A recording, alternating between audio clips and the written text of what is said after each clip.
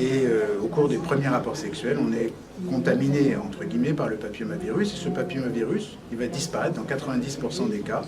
Et on va faire une clairance naturelle, on va se guérir spontanément de ce virus. Mais parfois, il persiste, ce qui est fréquent pour 10% de la population. Et une fois que ce virus persiste, il peut donner des petites lésions précancéreuses. Ces lésions précancéreuses sont dépistées par le frottis et ensuite elles sont prises en charge par le gynécologue au cours d'une colposcopie.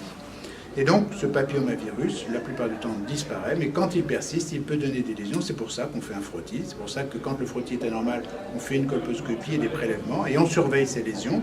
Parfois, il faut les traiter pour éviter d'avoir un jour un cancer du col.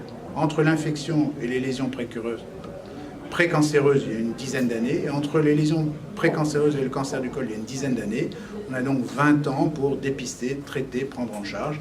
Donc le fait d'être porteuse d'un papillomavirus témoigne de l'activité sexuelle, n'est pas du tout un signe de précancer ni de cancer, et en général, on traitera des lésions en préservant la fertilité.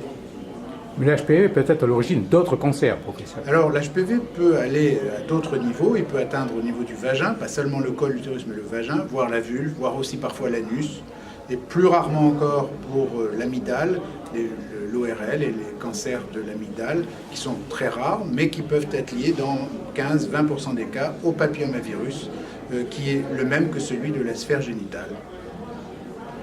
Quelles recommandations vous donneriez aux jeunes femmes aujourd'hui, professeur? Les recommandations sont simples, c'est entre 25 et 65 ans d'aller faire un frottis tous les 3 ans, tout au long de sa vie, pour dépister ces lésions précurseurs. Et pour les plus jeunes encore, celles qui n'ont jamais eu de rapport, de se faire vacciner pour éviter d'avoir un papillomavirus qui risque de donner une lésion du col un jour. La vaccination est efficace et elle est utile, et elle n'est pas dangereuse, et elle permet d'éviter toutes les étapes secondaires. Donc les recommandations, c'est vacciner pour les jeunes filles jusqu'à l'âge de 19 ans maximum, et le dépistage pour toutes les jeunes femmes et toutes les femmes, même moins jeunes, jusqu'à 65 ans, tous les 3 ans. Merci, professeur.